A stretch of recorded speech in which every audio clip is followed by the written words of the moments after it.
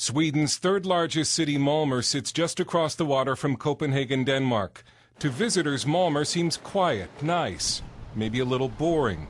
In other words, quintessentially Swedish. But under the surface, Malmö has serious problems.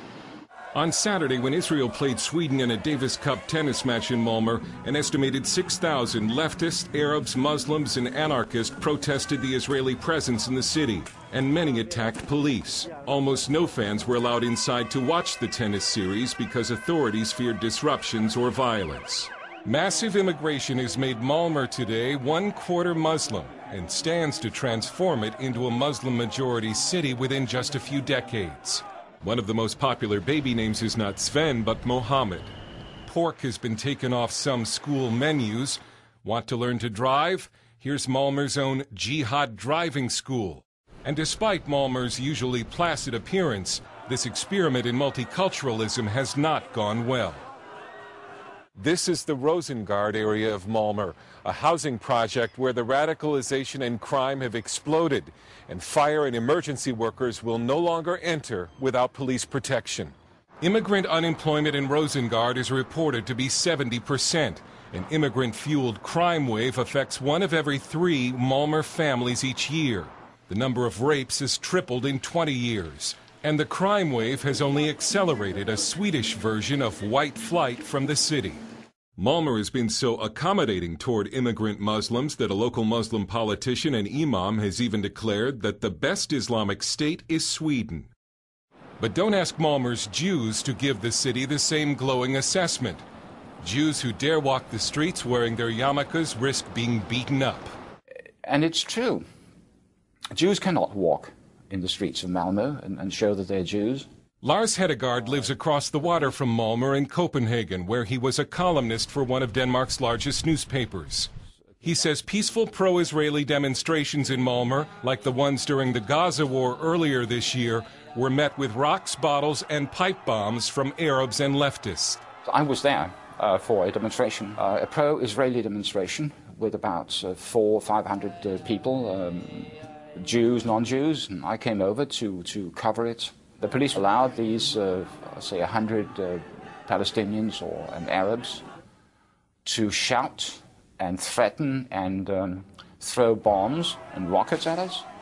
A homemade bomb landed about 10 yards from me, went off with a big bang.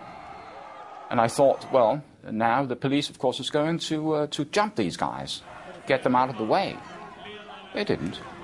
Just let them stand there. I filmed the police chief and asked him, why are they not reacting to this? Why are they not doing anything? And he simply answered, it's their right according to the Swedish constitution to be there. We apparently did not have the same right because we were forced out of there. So. Swede Ted Ekeroth helped film the Arab left counter-demonstrations. He saw Arabs throwing rocks at a 90-year-old Holocaust survivor. Hopefully you can show some of the clips from our manifestation for Israel, which is always peaceful and always with a message of peace. And theirs is always the quite opposite: death, hate, and killing of Jews. And like all over the Western world, Arab and Muslim immigrants, along with some leftists and anarchists, have formed a political alliance against Israel and Jews. They demonstrate together, and in Sweden they vote together. Muslims and Arabs are a core constituency of the left. The immigrant issue is a big reason the right-wing Swedish Democrats are the fastest-growing political party in the country.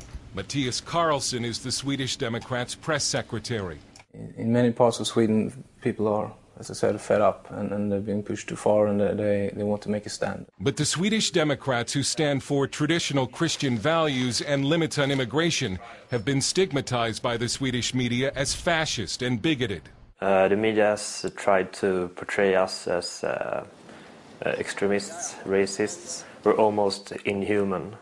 Eric Almqvist, national youth leader for the Swedish Democrats, faces regular death threats and was almost killed recently in a left-wing knife attack. The multicultural system in Sweden has polarized the society. We have an ethnic polarization. We have also a political polarization. Hedegaard says as Malmö goes, so goes Sweden. I think the best prediction is that Sweden will have a Muslim majority by 2049. So we know where that country is going. CBN News was unable to get a response from Malmö's mayor Ilmar Reepalu, but he told a Swedish publication he does not think anti-Semitism is greater in Malmö than in other Swedish cities, and said that harassment of Jews is, quote, not good. CBN News asked a number of Malmö Jewish leaders to appear on camera to discuss anti-Semitism. They all declined, with one saying it would only make the situation worse.